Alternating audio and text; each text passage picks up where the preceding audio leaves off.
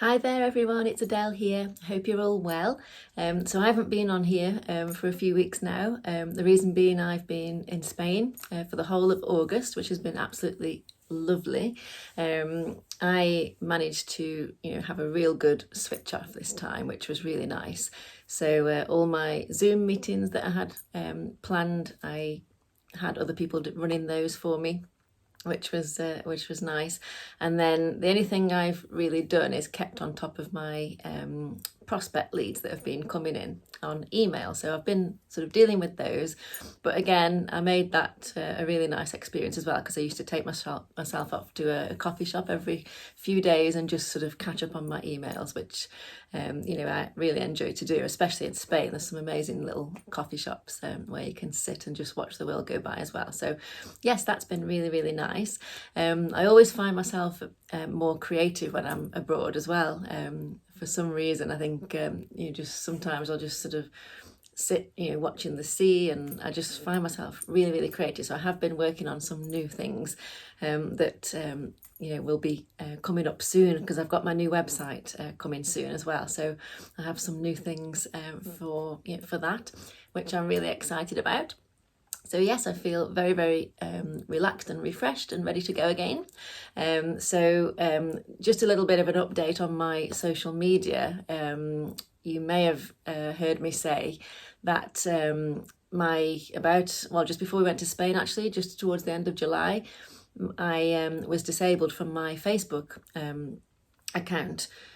Don't know what happened, some sort of security issue. They asked me to change my password a few times, which I did. Then I had to upload identification, and literally I've not heard anything since. It's very, very difficult. I haven't been able to contact Facebook. I've done everything it said. I had an email telling me if I didn't act within 30 days that the account would disappear, which I've done. So now I'm just sitting and waiting, and apparently, some people I've heard have had their accounts back after 3 months or so. So still hopeful, but to be honest, looking on the positive side of all this, I think I haven't really, especially with being on holiday, probably I would have noticed it more if I hadn't been on holiday. But because I've been on holiday, I've just taken the opportunity to, like I say, relax, not sort of, stress about what I'm posting on Facebook, not trying to capture every single moment to put on Facebook. I've just enjoyed the moments, because sometimes I think we can, rather than enjoy the moment, we just sort of think, oh, what can I share today? And it sort of does take over a little bit. So I think I was able to really, really sort of relax and enjoy the moment, which was nice. But since I've got back, there's a few things I keep thinking that frustrate me a little bit. Like, I'm part of a membership club, which, that runs on Facebook. I can't access any of that.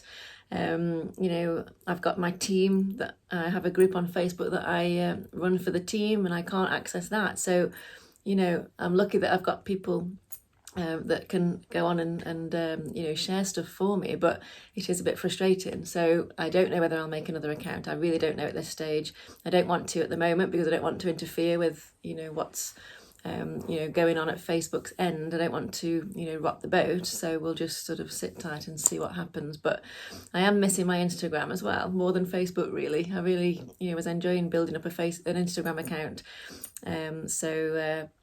I don't know whether I'll make another one of those, because obviously the two are connected, so both of those have gone.